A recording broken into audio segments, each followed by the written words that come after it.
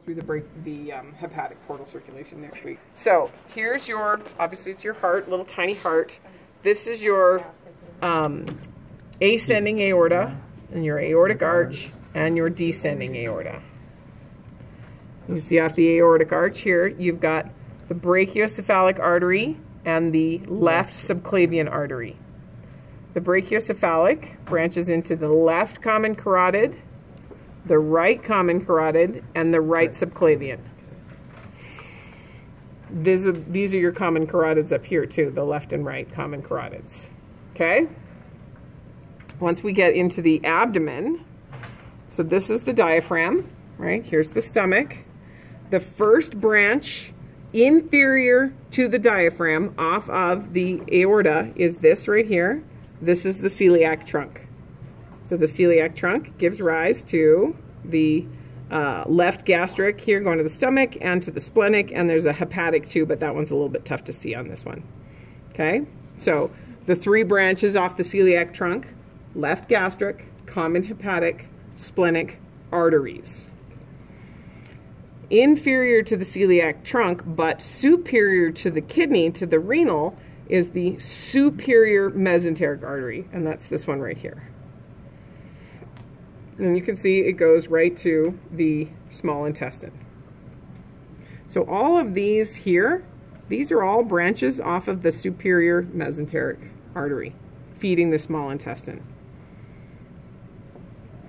If we keep following the abdominal aorta down, these are your right and left gonadal here.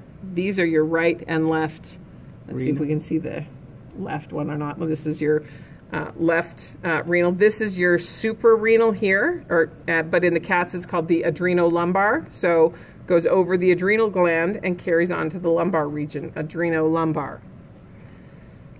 Here's your iliolumbar, goes kind of along the iliac crest and along the lumbar region, iliolumbar.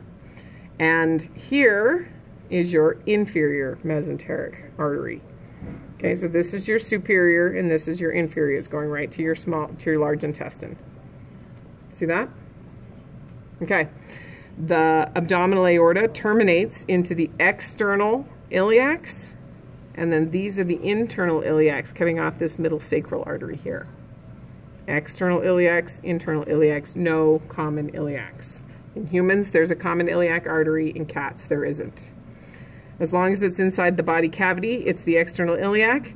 Then it becomes the femoral, and once the great saphenous branches off, then it's the popliteal. So it's popliteal, great saphenous, femoral, external iliac, aorta. Okay? So that's arteries. The veins, this is your superior mesenteric, no, lying. This is your superior vena cava. I don't know what I'm thinking about mesentery there. Superior vena cava and your two brachiocephalics. This is your, if this is your brachiocephalic, that means that this is your jugular and this is your subclavian. Okay, so this is the external jugular and the subclavian, and they're the internal jugular is gone from there. Okay, you can also see the inferior vena cava, and you can see the azygos back there. You see it? I know. It's Couldn't one person just send somebody videos? Post it on YouTube. Yeah. Okay. I feel like I film better. When we now the vena cava goes into the liver and kind of comes out back into the abdomen through the hepatic portal circulation. So we'll talk more about that next week when I have that cat out. But here's your abdominal vena cava, your renal veins. Here's your right gonadal vein and your left gonadal vein coming back into the renal vein. Remember I said the right side goes into the vena cava, the left side goes into the renal vein. Again, you've got your iliolumbar, and then the vena cava has a common iliac right here, and then I don't know if you can see this very well. You can see it divide right there into the internal and external iliacs. And then as soon as this leaves the body cavity, you're in the femoral, great saphenous, and popliteal. Yes. Cool. All right.